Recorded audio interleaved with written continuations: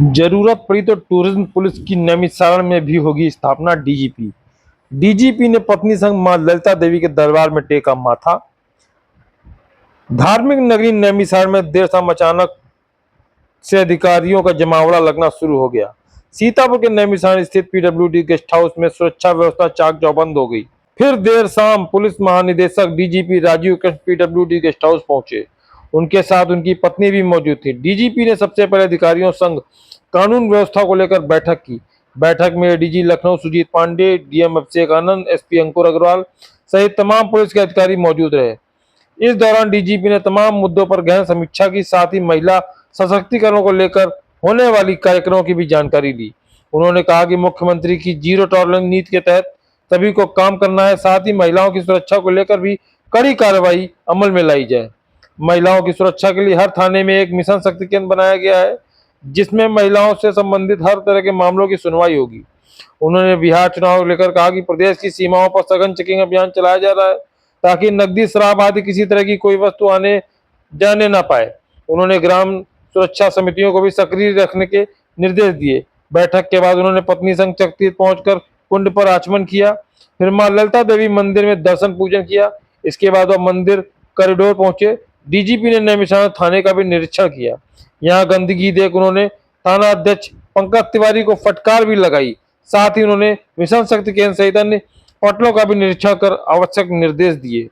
उन्होंने मीडिया से बातचीत की। डीजीपी ने नैमिषारण के विकास को लेकर कहा कि नैमिषारण में टूरिज्म पुलिस स्थापित हो सकती है। मथुरा, बनारस और आगरा की तर्ज पर यहाँ इसकी स्थापना आवश्यकता पड़ने पर हो सकती है। माननीय मुख्यमंत्री जी के उनके नेतृत्व में और उनके मार्गदर्शन में जो अपराधियों के प्रति और अपराध के प्रति उत्तर प्रदेश पुलिस की और शासन की जीरो टॉलरेंस की नीति है, इस पर प्रदेश में सभी जिलों में, सभी यूनिट्स में प्रभावी कार्रवाई की जा रही है। और यही कारण है कि जो ऑर्गेनाइज्ड क्राइम है, वो ऑर्गेनाइज्ड क्राइम पर पूरी तरह से अंकुश लगा है। जैसा कि आपको मालूम है कि अभी मिशन शक्ति का अभियान चल रहा है, पूरे प्रदेश में चल रहा है। और मिशन शक्ति में इस बार एक नवाचार ये हुआ है कि यहाँ पर मिशन शक्ति केंद्र स्थापित किए गए हैं प्रत्येक थाने में। ये मिशन शक्ति केंद्र जो हैं, ये केवल महिलाओं के विरुद्ध अपराध तक ही सीमित नहीं है, उनके इन्वेस्टिगेशन तक ही सीमित नहीं है, बल्कि उनके सेफ्टी के लिए, उनके एम्पावरमेंट के लिए और एक ऐसा एटमॉस्फेयर क्रिएट हो जिसमें वो सहजता के साथ सामने आए। जो इस प्रकार के तत्व हैं जो स्कूल कॉलेजेस में छेड़खानी की हरकत करते हैं, उनके खिलाफ प्रभावी कार्रवाई हो। और कुल मिलाकर के एक ऐसा मिशन शक्ति के द्वारा, केंद्र के द्वारा एक ऐसा माहौल तैयार हो जिसमें जो हमारी महिलाएं हैं, बच्चियां हैं, वो कॉन्फिडेंट फील करें और अपनी समस्याओं को सामने लाएं।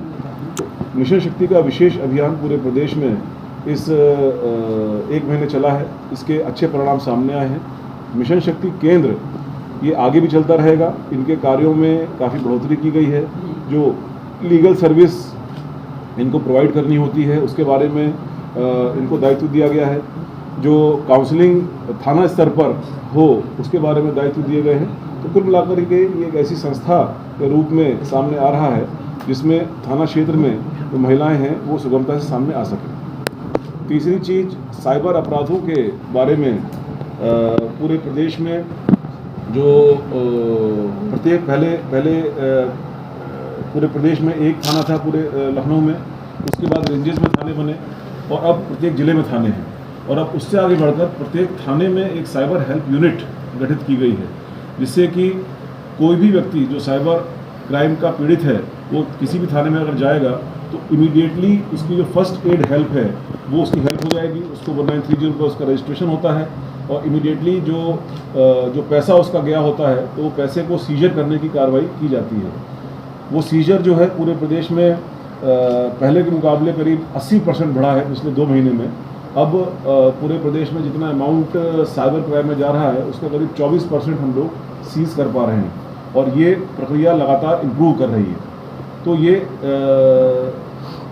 कई सारे इनिशिएटिव्स हैं जो माननीय मुख्यमंत्री जी के नेतृत्व में और उनके मार्गदर्शन में सभी जिलों में लिए जा रहे हैं।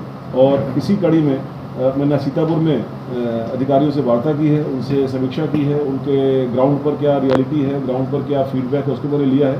और जो निर्देश दिए इस संबंध में, वो निर्देश अभी नहीं, पंचायत चुनाव की भी डेट्स भी नहीं आई हैं और अभी इसके बारे में कोई चर्चा नहीं। बिहार के चुनाव फर्स्ट फेज़ और सेकंड फेज़ के डिक्लेयर हो चुके हैं। उसमें हमारे उत्तर प्रदेश से भी कुछ फोर्स वहाँ पर जाएगा और हमारी कोऑर्डिनेशन मीटिंग बिहार के चीफ सेक्रेटरी और डीजीपी के साथ हुई है। और बॉर्डर पर जो आचार संहिता के अनुपालन की कार्रवाई की जा रही है और वहाँ पर किसी भी प्रकार का चुनाव को प्रभावित करने वाला कोई कृत्य ना हो, इसके लिए कार्रवाई की गई है। कोई सीजर की मैंने बताया, कोई भी किसी तरह का कैश हो, सीजर हो, शराब हो या कोई भी इस प्रकार की गतिविधि जो चुनाव को एडवर्सली प्रभावित कर सकती है, उसके खिलाफ कार्रवाई की जाती है।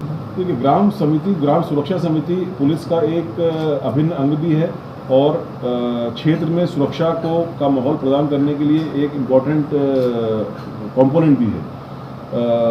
हमारे यहाँ पर ग्राम सुरक्षा समिति तो है ही है, साथ में सी प्लान के नाम से एक उसका इलेक्ट्रॉनिक वर्जन भी है, जिसमें हर एक थाने पर एक ग्रुप बना हुआ है, हर एक ज़िले में ग्रुप बना हुआ है, जिसमें वो लोग जुड़े हुए हैं।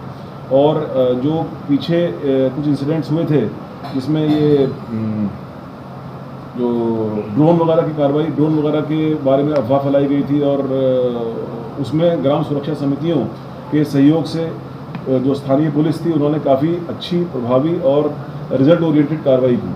तो ये उसको हमेशा त्योहारों पर ही नहीं, हमेशा ये एक सक्रिय रहे और चौकीदार और ग्राम सुरक्षा समिति और पुलिस और प्रशासन इनका सामंजस्य रहे, इसके लिए लगातार कार्रवाई चलती रहती है। उसमें जो 2 अभियुक्त थे तत्काल गिरफ्तार हुए, उनके विरुद्ध कड़ी कार्रवाई की गई और किसी भी व्यक्ति के